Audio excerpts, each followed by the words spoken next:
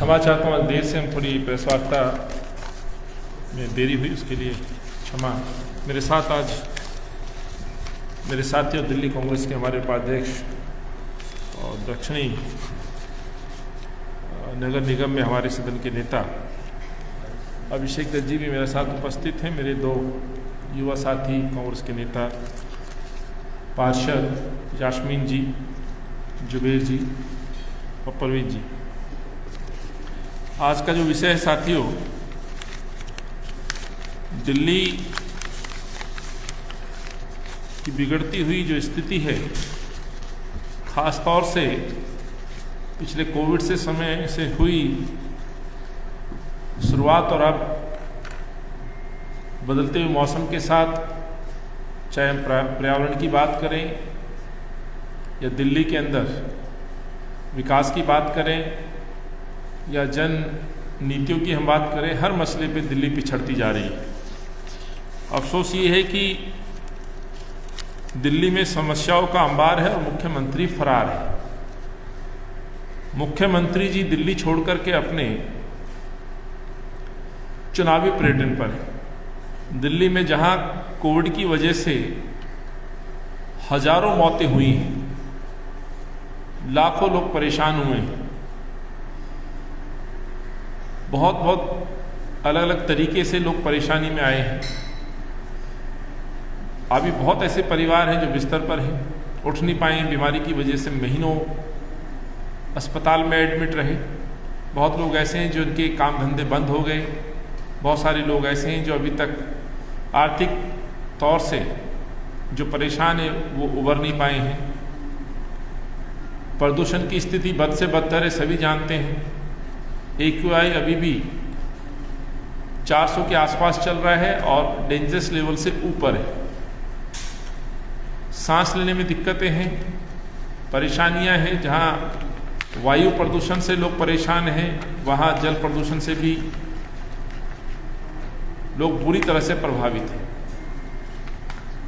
प्रदूषण से होने वाली बीमारियां तो हैं ही, साथ ही दिल्ली के अंदर जो डेंगू का प्रकोप है वो भी पूरी तरह से दिल्ली झेल रही है। और अस्पतालों की स्थिति ये है कि वहाँ मरीज आए दिन इलाज को लेकर के परेशान रहते हैं। डॉक्टर्स और मरीजों में काफ़ी तनाव देखा जाता है। लेकिन दिल्ली की समस्याओं को छोड़ करके दिल्ली के मुख्यमंत्री हों, उप मुख्यमंत्री हों, अपने चुनावी दौरे पर इन लोगों को शर्म नहीं आती कि सुप्रीम कोर्ट की फटकार हो, सुप्रीम कोर्ट के सवाल हो, उनके जवाब देने की बजाय ये लोग अपने चुनावी उद्देश्य की पूर्ति के लिए लगातार दौरे कर रहे हैं और दौरे में उस तरह के वादे कर रहे हैं जो कभी पूरे होने वाले नहीं। कल जिस तरह से पंजाब में जाकर के दिल्ली के मुख्यमंत्री ने एक और जुमला फेंका है, देश के प्रधानमंत्री और भाजपा के उनके सहयोगी नेताओं का अनुसरण करते हुए दिल्ली के मुख्यमंत्री आए दिन वादे करते हैं और वादे भी इस तरह के जो कभी पूरे होने वाले नहीं। कल मैंने सुना कुछ मेरे पत्रकार बंधुओं ने जिस तरह से बताया कि दिल्ली के मुख्यमंत्री जी ये वादा कर रहे हैं कि हम महिलाओं को, पंजाब की महिलाओं को सशक्त करेंगे और सशक्तिकरण के पहले कदम में हम हर महिला को जिसकी उम्र 18 साल से ऊपर है, उस महिला को हम 1000 रुपये देंगे। तो मैं अपने पत्रकार भाइयों को बताना चाहता हूँ, जो हमारे पास जानकारी है, पंजाब में 18 साल से जो उम्र की जो महिलाएं हैं उनकी संख्या लगभग 1 करोड़ 10 लाख है। यदि हम थोड़ा सा इन आंकड़ों पे गौर करें, इन 1 करोड़ 10 लाख महिलाओं को यदि 1000 रुपये देना है, तो यदि हम इसके बजट को कैलकुलेट करें तो 11,300 करोड़ के आसपास का बजट खर्च होगा। 11,300 करोड़ का बजट लगभग खर्च होगा और पंजाब में जो GST का राजस्व है वो लगभग 1100-800 करोड़ है। तो आप अंदाज़ा लगा सकते हैं कि ये जो ख्वाब दिखाया जा रहा है, जो चुनाव को ध्यान में रखते हुए मोदी जी के दिखाए रास्ते पर जो जुमलेबाजी की जा रही है, 15 लाख जैसा एक वादा देश के प्रधानमंत्री ने देश के साथ किया था, वैसा ही कुछ वादा दिल्ली के मुख्यमंत्री पंजाब की मेरी बहनों से कर रहे हैं, माताओं से कर रहे हैं। पर एक कोरा झूठ है जो मैं आपके सामने रख रहा हूँ। ये संभव ही नहीं है कि जहाँ जीएसटी से राजस्व प्राप्त होता है 11,800 करोड़ और आप जो बांटने की बात कर रहे हो 11,300 करोड़, तो बाकी चीज़ें कैसे व्यवस्थित की जाएंगी, इसका जवाब शायद अरविंद केजरीवाल नहीं देते हैं। सवाल ये उठता है कि मुख्यमंत्री जी वहाँ बड़े बड़े वायदे करते हैं, लेकिन जब आपसे ये पूछा जाता है कि आप दिल्ली के भी मुख्यमंत्री, एक बार नहीं 3 बार आपने शपथ ली है। दिल्ली में ऐसे कई वादे मुख्यमंत्री जी ने किए थे। खास तौर से महिलाओं की सुरक्षा का जिक्र मैं करना चाहता हूँ।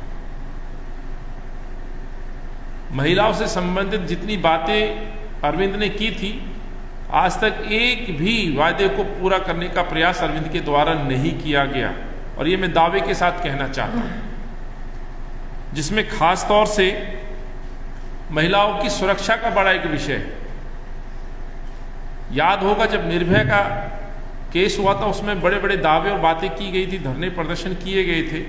अफसोस ये है कि आज जब हम आंकड़ों की बात करें और सरकारी आंकड़ों की हम बात करें, जब पुलिस क्राइम रिकॉर्ड प्रस्तुत करती है तो अपने आप में दर्शाता है कि किस तरह से महिलाओं पर अत्याचार बढ़ा है। खास तौर से महिला उत्पीड़न की हम बात करें, रेप की हम बात करें। हालांकि कटु सत्य ये भी है, बातें तो जरूर करते हैं, लेकिन जब सच देखते हैं तो सबसे पहले इनके मंत्रिमंडल और इनके विधायक खुद से स्वयं से इन महिला उत्पीड़नों में लिप्त पाए जाते हैं। ये भी एक अरविंद केजरीवाल का एक कड़वा सच है जो उसको स्वीकार करना चाहिए। तो महिलाओं को सशक्तिकरण की बात करने वाले मुख्यमंत्री से मैं कहूँगा, यदि आप पंजाब में जाके ये वादा करते हैं तो मेरी दिल्ली की जो बहनें हैं, जो माताएं हैं, उनको आप इस योजना से दूर क्यों कर रहे हैं? अभी तो पंजाब में चुनाव होने में लगभग 3-4 महीने का समय है। यदि वाकई आप वहाँ की महिलाओं को विश्वास दिलाना चाहते हैं तो मैं कांग्रेस अध्यक्ष के तौर पर यह मांग करता हूँ कि 1,000 रुपये की मदद आप पहले दिल्ली से शुरू क्यों नहीं करते? वहाँ तो आप चुनाव जीतने के बाद की घोषणा कर रहे हैं। मैं ये कहना चाहता हूँ कि आप ये 1,000 रुपये जो आप वहाँ वादा करके आए हैं, उसको आप सबसे पहले दिल्ली में लागू करें। ये दिल्ली कांग्रेस की मांग है। दिल्ली की महिलाओं के साथ जब धोखा हुआ है, जैसे मैंने कहा, आप कहते हैं कि पंजाब को हम महिलाओं को सशक्त करेंगे। याद होगा ऐसे ही एक वादा पंजाब के अंदर करके आए थे, नशा मुक्त पंजाब करेंगे। शर्म आनी चाहिए अरविंद को। आप पंजाब में जाके नशा मुक्त का नारा देके आए थे। कल आपके वक्तव्य में कहीं नशा को लेकर के एक शब्द नहीं है। ये दर्शाता है कि अरविंद केजरीवाल किस तरह से झूठ बोलते हैं। इसका जीता जागता उदाहरण दे रहा हूं। जब जब अरविंद गए हैं, हर दौरे पे उसने अपनी बात को पलटा है। एक और बात को उसने यूटर्न लिया है, वो क्या कि अब पंजाब को नशे के बारे में नहीं बोलते, क्योंकि आपने दिल्ली को नशे की राजधानी बना दिया। आज दिल्ली के अंदर आबाकारी नीति लाकर के आपने दर्शा दिया किस तरह से आप दिल्ली के युवाओं को, दिल्ली की जनता को नशे की तरफ धकेल रहे हैं, और सिर्फ किस लिए कि दिल्ली का रेवेन्यू बढ़ाया जा सके। रेवेन्यू को सामने रख करके मैं समझता हूं लोगों को मौत के दरवाजे तक नहीं ले जाना चाहिए, परिवारों को उजाड़ने की ये नींव नहीं रखनी चाहिए, बल्कि मैं कहना चाहता हूं आबाकारी नीति लागू करके लोगों को आप प्रेरित ना करें शराब पीने के लिए। शराब पीने के बाद घरों को उजाड़ना, बीमार होना, अस्पतालों पे अतिरिक्त बोझ बढ़ना स्वाभाविक है। जब अस्पतालों पे बोझ बढ़ेगा तो उसका बोझ सरकार के रेवेन्यू पे भी आएगा। आप अपनी वाहवाही करने के लिए शराब नीति को जिस तरह से लेकर के आए हैं, एक तरफ तो पूरी दिल्ली और दूसरा महिलाओं पे क्या इसके गंभीर असर पड़ने वाले हैं, ये मैं आपको कहना चाहता हूं। 1,000 रुपये आप देने की बात करते हैं, दूसरी तरफ दिल्ली को आप नशे की तरफ धकेलने का काम करते हैं। ये महिलाओं को सशक्त करने का एक किस तरह का मॉडल आप प्रस्तुत कर रहे हैं, इस पे आप क्लियर करें। पंजाब में कुछ कहते हैं और दिल्ली में कुछ करते हैं, ये नहीं चलेगा। पंजाब की मेरी बहनों को, माताओं को, वहां के लोगों को गुमराह करना बंद करें। यही सच दिखाने के लिए आज हम आपके बीच उपस्थित हुए हैं। आप महिला सुरक्षा पे पंजाब में एक शब्द नहीं बोलते हैं। दिल्ली में लगभग प्रतिदिन 6 बलात्कार या घटनाएं होती हैं महिला उत्पीड़न की, जो रजिस्टर्ड होती हैं। बहुत सारी ऐसी खबरें हैं जो शायद रिकॉर्ड पे नहीं आ पाती हैं। ये है आज दिल्ली की स्थिति। दिल्ली में जहां महिलाएं प्रताड़ित हैं, वहीं पे दिल्ली को आज रेप कैपिटल के नाम से जाने जा रखा है। हम भूल नहीं सकते कैंट की वो घटना, त्रिलोकपुरी की घटना, खिचड़ीपुर कल्याणपुरी की वो घटना जिसमें नन्ही बच्चियों के साथ रेप हुआ। आज दरिंदे घर में घुस के हमारी बच्चियों की इज्जत आबरू पे हाथ डाल देते हैं, एकांत में पाई गई किसी महिला पर उनकी आबरू पे हाथ डाल देते हैं। और इनमें अधिकतर देखा जाए तो वो लोग हैं जो नशे में लिप्त पाए गए हैं। कैंट के अंदर जिस तरह से आरोपियों ने पहले दारू पी, नशा किया और उसके बाद इसके एक बच्ची को नोच लिया, जिस बच्ची की लड़ाई कांग्रेस पार्टी ने लड़ी, राहुल जी ने आवाज उठाई, न्याय दिलाया, और आज ये जांच में पाया गया है कि दारू नशा करके उन लोगों ने उस बच्ची को नोचा है। तो आप राजधानी में दारू पिलाते हैं, महिलाओं की सुरक्षा को और कहीं ज्यादा संकट में डालने का काम अरविंद केजरीवाल कर रहे हैं, ये मैं कहना चाहता हूं। दूसरा, महिला सशक्तिकरण पे आप बड़े बड़े दावे और बातें करते हैं। पंजाब में 1000 रुपए देकर के महिलाओं को सशक्त नहीं आया जा सकता। आप वाकई महिलाओं के हितैषी हैं तो मैं आपसे पूछना चाहता हूं कि आपकी एक कैबिनेट में एक महिला मंत्री नहीं है। आप कांग्रेस पार्टी से प्रश्न पूछ लेते हैं, सवाल खड़े करते थे तमाम विपक्ष। आज ना भाजपा बोलती है ना आम आदमी पार्टी के नेता बोलते कि आखिर क्यों आम आदमी पार्टी की कैबिनेट में एक मंत्री नहीं है। अभी हमने देखा राजस्थान के अंदर 3-3 महिलाओं को वहां सम्मान के साथ मंत्री बनाया गया। ये दर्शाता है कि कांग्रेस पार्टी ने किस तरह से महिलाओं की आवाज उठाई। और एक चीज दोहराना चाहता हूं, शीला जी के समय में जितने काम महिलाओं और बच्चियों को लेकर के हुए हैं, अरविंद केजरीवाल अपने आप को दुरुस्त करे। दिल्ली में कम से कम शीला जी की उस योजना को, जो लाडली योजना बच्चियों को बचपन से इंपावर करती है, माता पिता के ऊपर पड़ने वाले उस बोझ को कम करती है, मैं अरविंद को कहना चाहता हूं, इस दिल्ली में सच्चाई ये है कि कांग्रेस ने जो काम महिलाओं पे किया, आप उसका अनुसरण कर लें तो उससे भी हमारी बच्चियां और महिलाएं मजबूत हो सकती हैं। लाडली वो एक ऐसी स्कीम, ऐसा हथियार था जो बच्चियों को ना केवल मजबूत करती बल्कि उनको शिक्षा में एक मजबूताई प्रदान करती। उस लाडली स्कीम को आपने यदि जाना हो, वो हर 1-2 साल के अंदर उनके अकाउंट में पैसा आता है। और बच्ची जब 12th पास करती थी तो उसको 12th के बाद लगभग 1 लाख रुपए उसकी उच्च शिक्षा के लिए दिया जाता था, जिसमें बच्ची अपने मन मुताबिक सब्जेक्ट लिया करती थी, फीस भरती थी और पढ़ाई करती थी। ये कांग्रेस की सोच थी महिलाओं को मजबूत करने की। आप 1000 रुपए 18 साल के बच्चे को आप या महिलाओं को देकर के आप केवल चुनावी एजेंडे को आप प्रस्तुत कर रहे हैं। ये कोई मजबूत नींव नहीं डाल रहे महिलाओं को सशक्त करने की। महिलाओं को सशक्त करना है तो लाडली को सशक्त कीजिए। दिल्ली में लाडली में जो अमाउंट शीला जी ने तय किया था उसको डबल करिए। इस महंगाई के दौर में मुझे लगता है आप उस 1 लाख रुपए को 2 लाख रुपए लाडली में किया जाना चाहिए। आज उस बच्ची को स्कूल छोड़ते समय माँ बाप के ऊपर जो वर्डन लगता है कि मुझे हायर एजुकेशन में बच्ची की फीस भरनी है, शादी करनी है, ऐसी तमाम परेशानियों से जब परिवार गुजरता है तो लाडली एक योजना थी जो कहते एक मजबूत इमारत बनाने में नींव का काम करती, यानी कि बच्चियों को बचपन में ही सशक्त करना। बच्ची पढ़ेगी, हौसला बढ़ेगा, फीस की चिंता नहीं होगी, स्कूल से निकलेगी, कॉलेज जाएगी, अपने कदमों पे अपने माँ बाप के भरोसे फीस पे आधारित नहीं रहेगी। ये सोच थी शीला जी की और कांग्रेस की। जिस लाडली योजनाओं का आपने मार डालने का प्रयास किया है, मैं कहना चाहता हूं बंद करिए राजनीतिक ढोंग। बच्चों को यदि और महिलाओं को सशक्त करना है तो लाडली को सशक्त कीजिए। लाख से अब बढ़ा करके 2 लाख रुपए किया जाना चाहिए। ये मैं अरविंद केजरीवाल से दिल्ली में कहना चाहता हूं।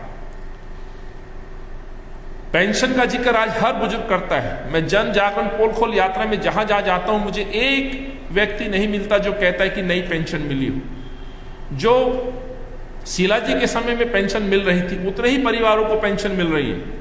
नए किसी बुजुर्ग को जोड़ने का काम नहीं किया गया, अमाउंट में कोई फेरबदल नहीं किया गया। ऐसा ही हाल दिल्ली के अंदर जो कांग्रेस ने महिलाओं को सम्मान और सशक्त किया था, क्या घर के मुखिया के रूप में राशन कार्ड देकर के। अफसोस ये होता है कि लगभग 54 से 52 लाख लोगों के राशन कार्ड पेंडिंग है। ये 54 से 52 लाख लोग वो हैं जिनका नेतृत्व महिला कर रही है राशन कार्ड में। आज तक आपने वो राशन कार्ड रोके हुए हैं और पंजाब के दौरे में आप जाके कहते हैं कि हम महिलाओं को सशक्त करेंगे, महिलाओं को सम्मान देंगे। केवल 1000 रुपए देके उनको सशक्त नहीं किया जा सकता।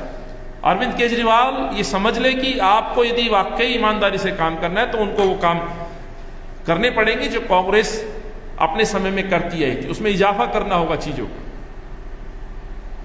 7 सालों के अंदर एक नया राशन कार्ड ना बनना ये दर्शाता है कि महिलाओं के साथ आप किस तरह का व्यवहार रखते हो। कैबिनेट में एक महिला को ना रखना ये दर्शाता है कि आपकी सोच क्या है।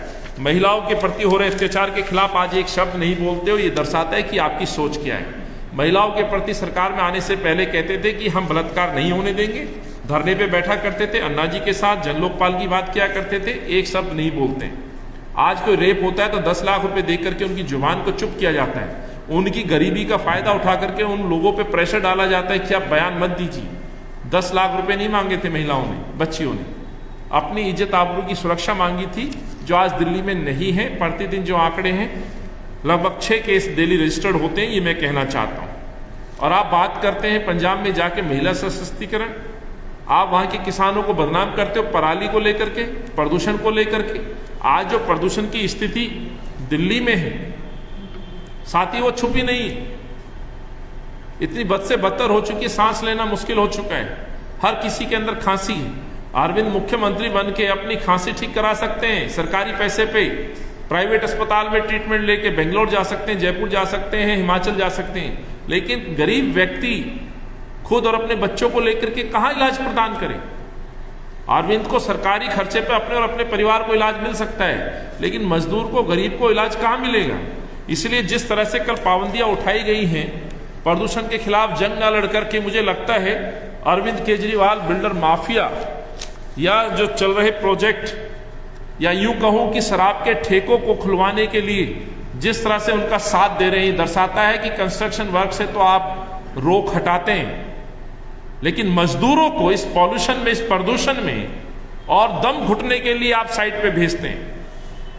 कांग्रेस पार्टी की ये मांग है, मजदूरों को बजाय साइड पे भेजने के, आप मजदूरों को आप राशन देते, उनको कुछ भत्ता देते, बजाय उनको साइड पे जबरदस्ती इस पॉल्यूशन में काम करने के लिए मजबूर करते।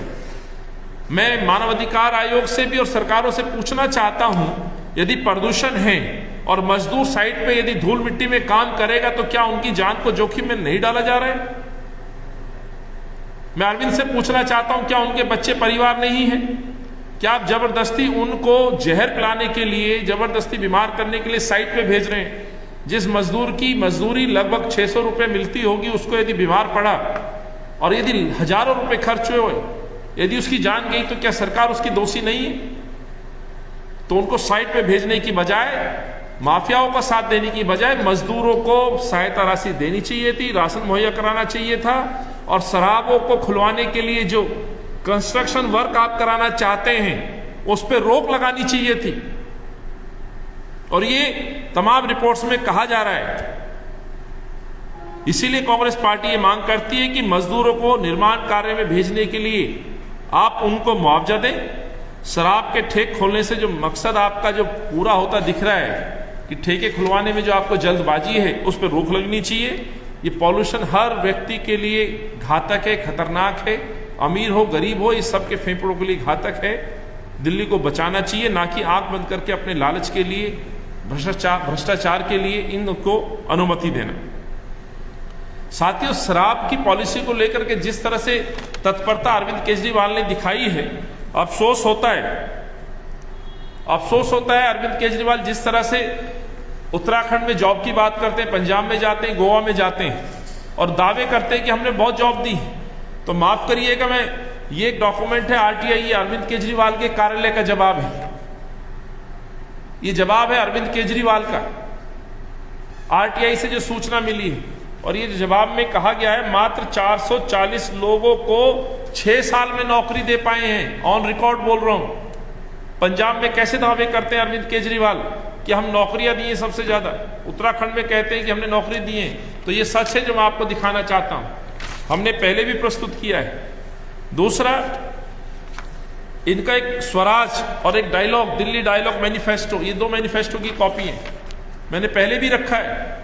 महिला सशक्तिकरण और मैं इनकी कथनी करनी का जो फर्क है साफ तौर पे दिखाना चाहता हूं। पंजाब में पंजाब नशा मुक्त बात अब छोड़ दी है उन्होंने, क्योंकि अब दिल्ली को नशे की राजधानी बनाने का काम ले लिया है। पर इनके अपने मैनिफेस्टो में जो महिलाओं की बात करके आए हैं, मैं बताना चाहता हूं, इसमें साफ तौर पे ये इन्होंने लिखा है कि भाई हम महिलाओं से पूछ करके, आरडब्ल्यूए से पूछ करके, मोहल्ला सभाओं से पूछ करके शराब की दुकानें खोलेंगे। जिसमें महिलाओं का खास तौर से जिक्र किया गया है और ये कहा गया था कि भाई अब तक जो आबाकारी नीति है उसमें एमएलए और अधिकारी मिलके पैसे का लेन देन करते, भ्रष्टाचार से दुकान खोल देते हैं और इसको बदलने की आवश्यकता है। आम आदमी पार्टी इसको बदलेगी।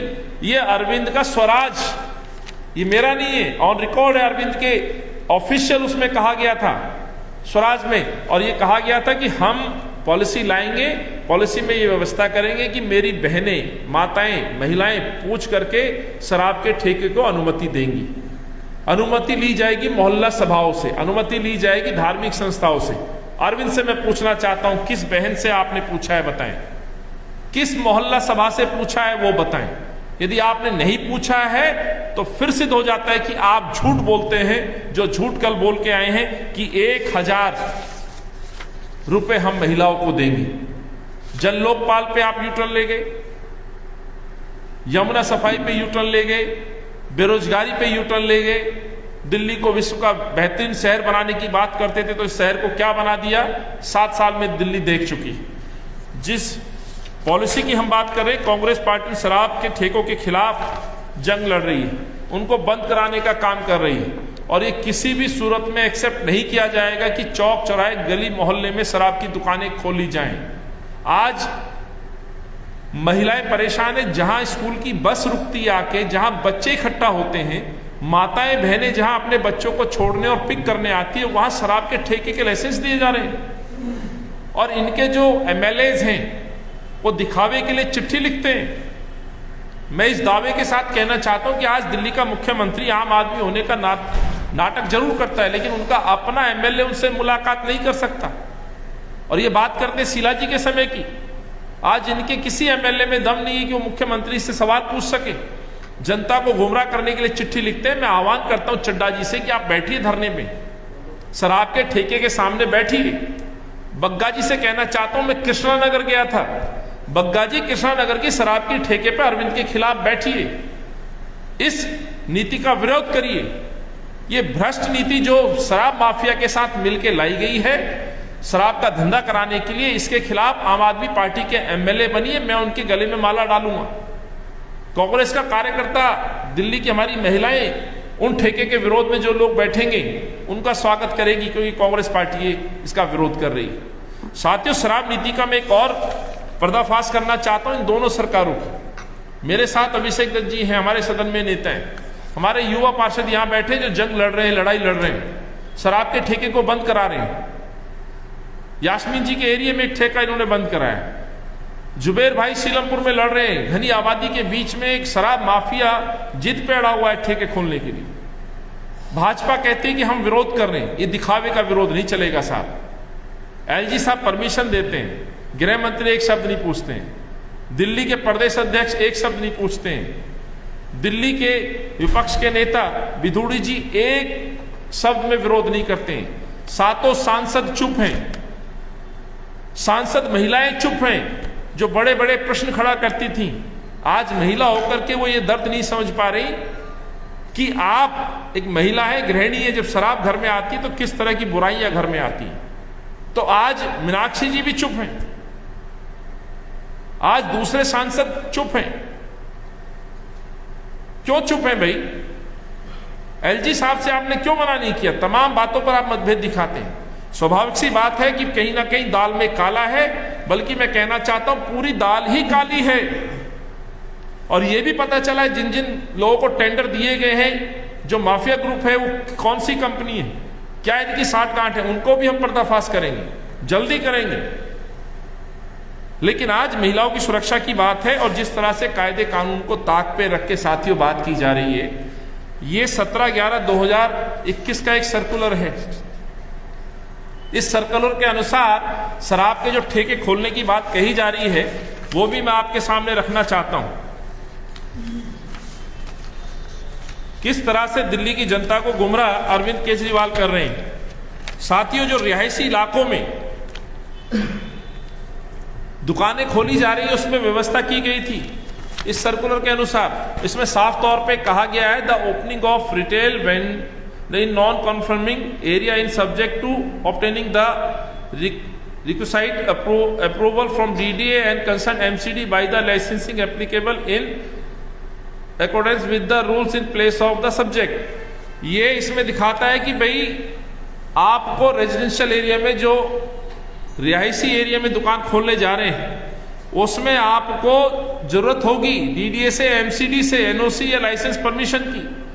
यदि MCD में भाजपा शासित सरकार है तो MCD में मैं कहना चाहता हूं दिल्ली के मेयर क्यों नहीं इस पर रोक लगाते, भाजपा के नेता इस पे लाइसेंस पे रोक क्यों नहीं लगाते। इसमें यह भी कहा गया है कि आपको हेल्थ लाइसेंस की लेने की जरूरत होती है, तो आप लाइसेंस जारी क्यों कर रहे हैं। यदि भाजपा वाकई महिलाओं की सुरक्षा के लिए तत्पर है तो आप इस पे तुरंत क्यों विड्रॉ नहीं करते लाइसेंसों को। आपकी कहीं ना कहीं आपकी भी भागीदारी आम आदमी पार्टी के साथ मिलकर इस पॉलिसी को थोपने की है, ये मैं कहना चाहता हूं। RWA की आपने बात कही कि NOC लेना होगा, अब कोई NOC की जरूरत नहीं है। पहले मंदिर की दूरी का डिस्टेंस का मसला था, अब कोई दूरी नहीं है। और 18 विधानसभा साथियों ऐसी हैं, 18 विधानसभा जिसमें पहले 5 दुकानें होती थी और अब उनमें 216 दुकानें होंगी।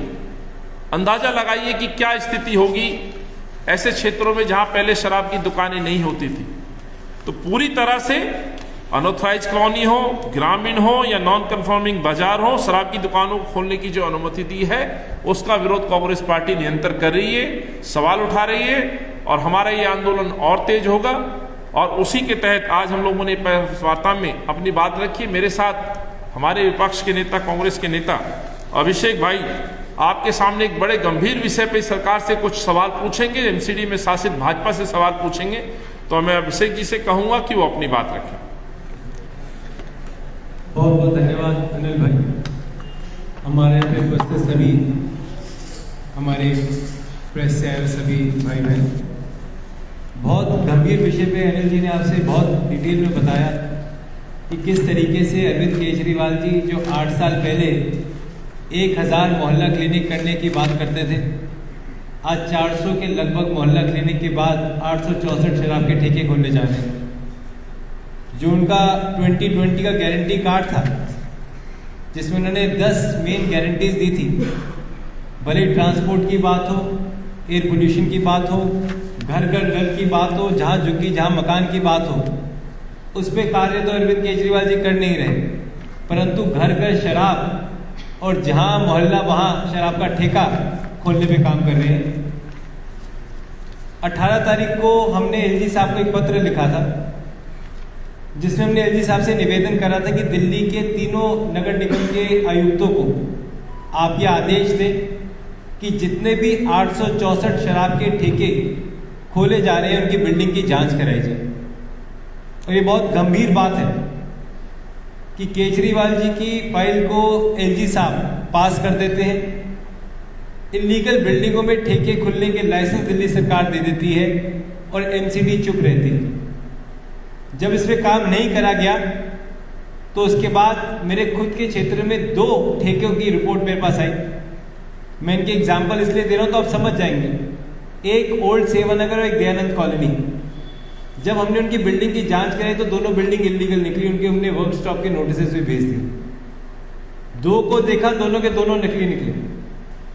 सबसे बड़ा सवाल ये आता है कि रिहायशी इलाकों में सभी RWS की अनुमति के अगेंस्ट में जाकर किन लोगों की मदद अरविंद केजरीवाल जी करना चाहते हैं।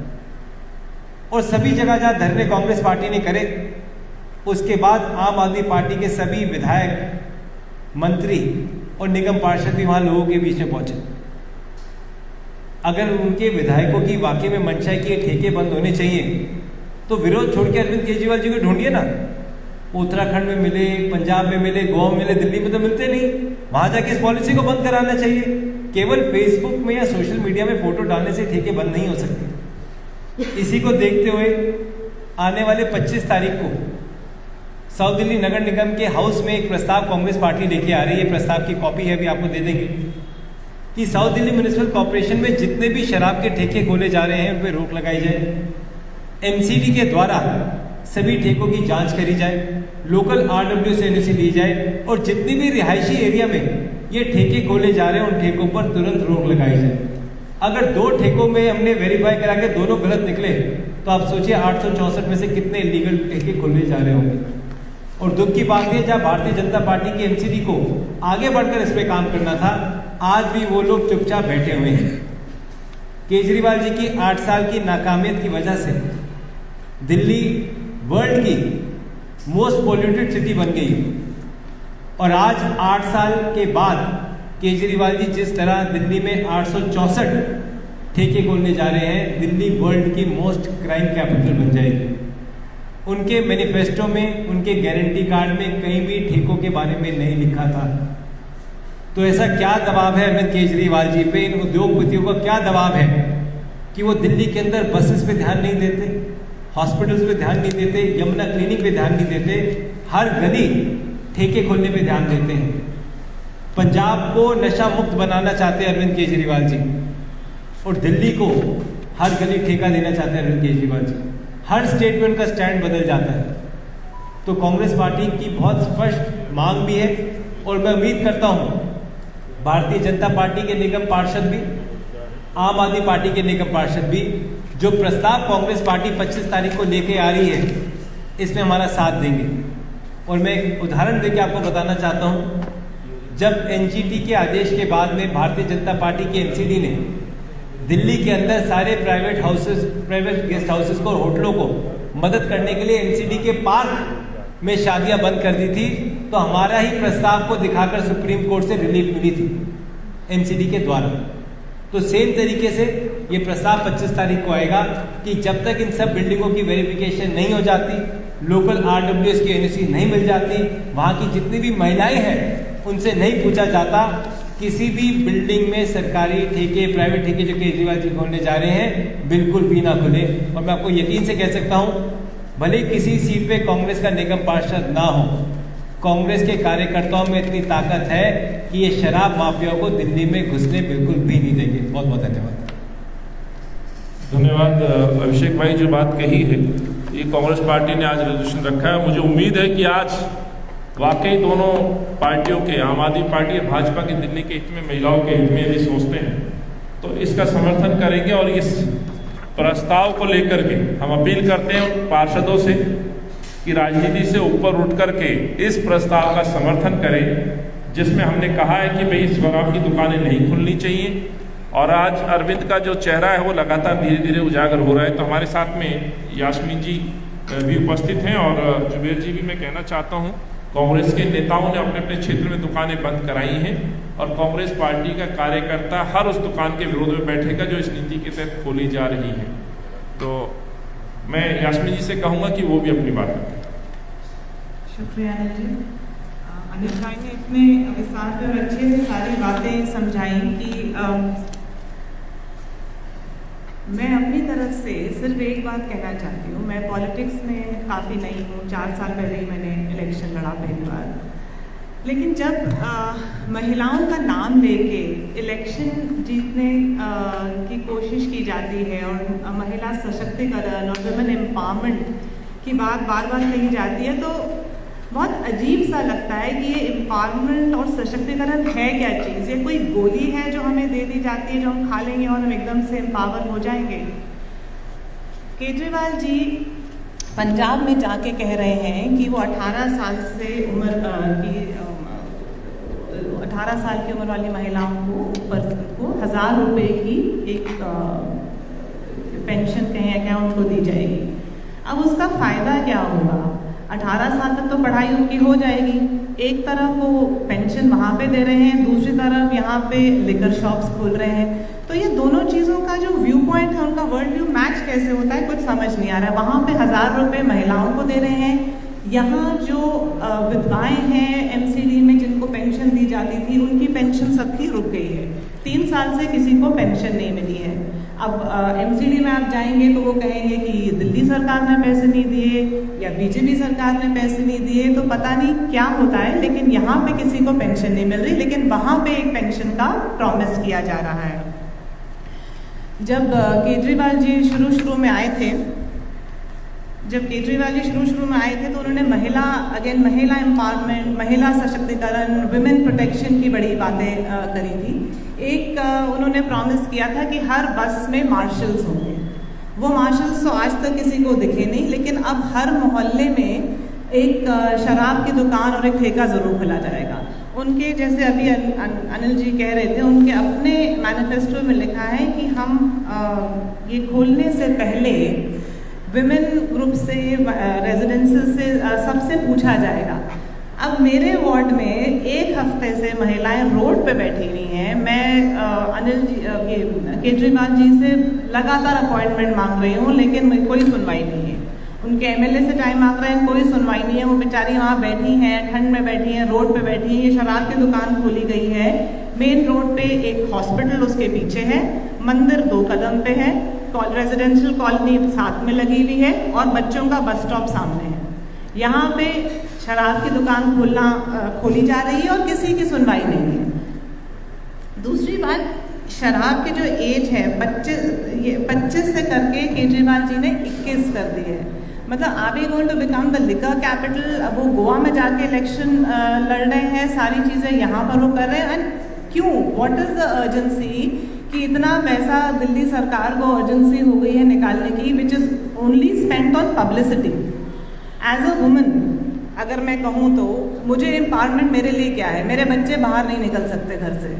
2 साल से हम कोविड की वजह से अंदर बैठे हैं। कोविड में थोड़ा सा स्कूल खुला, 1 हफ्ते बच्चों ने स्कूल जाना शुरू करा, तो हम पोल्यूशन की वजह से अब घर पे बैठ गए।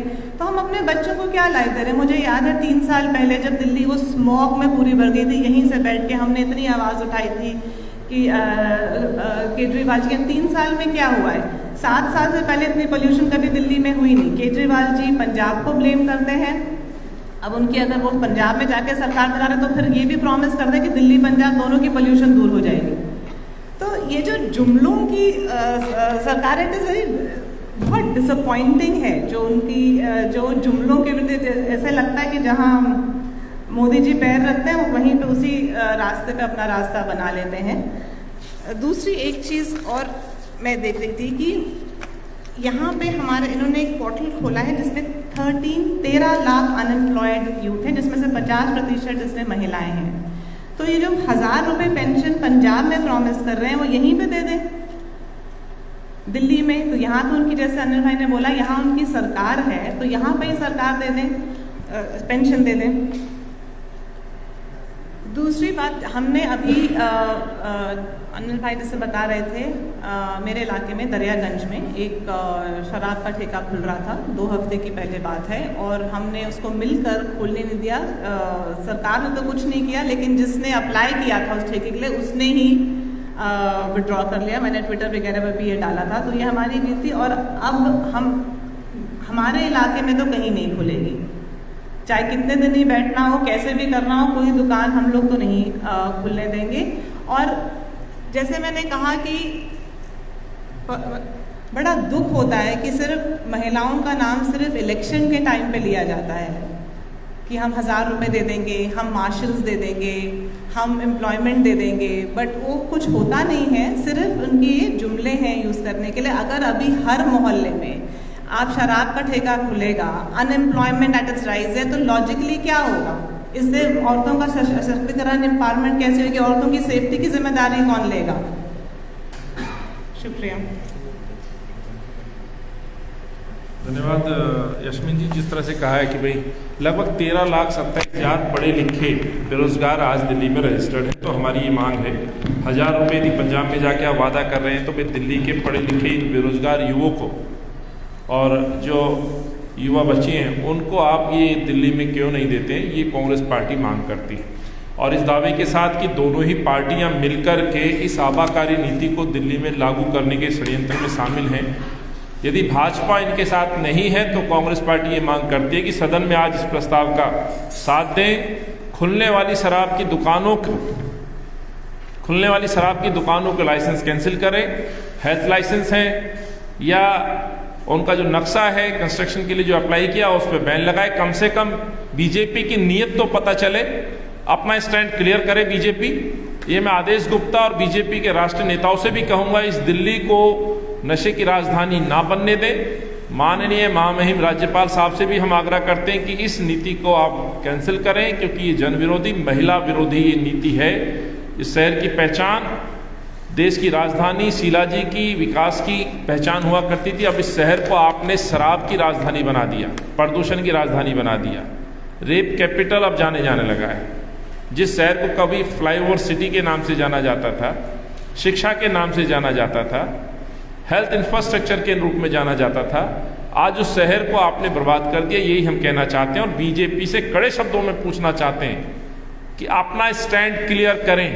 आप यदि 15 साल से एमसीडी में हैं तो एमसीडी से जारी होने वाले लाइसेंसों को आप कब कैंसिल करेंगे, कब इसका विरोध करेंगे? खाली सड़क पे बैठ के भाषण देने से इस नीति का विरोध नहीं हो सकता, दुकानें बंद नहीं कराई जा सकती। आप सत्ता में, यदि सत्ता में तो उसका प्रयोग करें और एमसीडी के तहत आने वाले इस प्रस्ताव का समर्थन करें, जिससे कि इन दुकानों को बंद किया जा सके। आपने हमें सुना साथियों, आज बजट पेश हुआ है एमसीडी का, उसमें तमाम टैक्स बढ़ोतरी का प्रस्ताव आया है। ऐसा कोई भी टैक्स बढ़ोतरी का यदि प्रस्ताव आएगा, कांग्रेस पार्टी उसका विरोध करेगी। ये भी मैं कहना चाहता हूँ, जिस तरह से रिहायशी प्रॉपर्टियों पे और कमर्शियल प्रॉपर्टियों पे टैक्स लगाने की बात कही गई है, तो कांग्रेस पार्टी जन जागरण के माध्यम से लगातार लोगों से फीडबैक ले रही है। आज इस समय कोविड काल में जहां लोग परेशान हैं, बड़ी परेशानी में हैं, लोगों के पास काम धंधे नहीं है, रोजगार नहीं है, जहां उनकी मदद करनी चाहिए थी, वहां पर आज उनके कमर्शियल उस पर जो 5%, आवासीय पे 14% का टैक्स, हाउस टैक्स बढ़ाना, ये दर्शाता है कि किस तरह से अमानवीय रूप ये इख्तियार कर चुके हैं। किसानों ने जिस तरह से आंदोलन करके उनको झुकाने का काम किया है, कांग्रेस पार्टी ये कहना चाहती है कि इस तरह का कोई भी टैक्स बर्दाश्त दिल्ली की जनता नहीं करेगी और इन तमाम बढ़ोतरी के टैक्सों का विरोध करेगी, सदन में भी करेगी, हमारे नेता हमारे साथी वहाँ भी करेंगे, सड़कों पे भी करेंगे। और ये भी कहना चाहता हूँ कि आने वाले समय में तमाम इस तरह के ग्रामीण क्षेत्र हो, अनऑथराइज कॉलोनियाँ हो, उनमें किसी भी तरह का टैक्स कांग्रेस पार्टी सरकार में आएगी तो आज मैं कहना चाहता हूँ वो टैक्स मुक्त होंगी। जो अनऑथराइज कॉलोनियाँ जिनको कांग्रेस ने रेगुलाइज किया था, जो ग्रामीण एरिया था, उनको इस परेशानी में कोविड काल में इनको टैक्स से बाहर कांग्रेस पार्टी अपने मैनिफेस्टो में, जो पिछले 15-20 दिनों की हमारी जन जागरण पोल खोल यात्रा में जो पार्षदों से, जो हम लोगों से लोगों का फीडबैक आया, उसमें इस दर्द को कांग्रेस पार्टी समझती है। और इसमें आज क्योंकि आवास पे टैक्स लगाने का इन्होंने आज फैसला लिया है, तो उसका विरोध करते हुए ये भी घोषणा करती है आगामी कांग्रेस के मैनिफेस्टो में, चुनाव में एमसीडी के, कांग्रेस पार्टी इनको हाउस टैक्स से दूर रखेगी। धन्यवाद।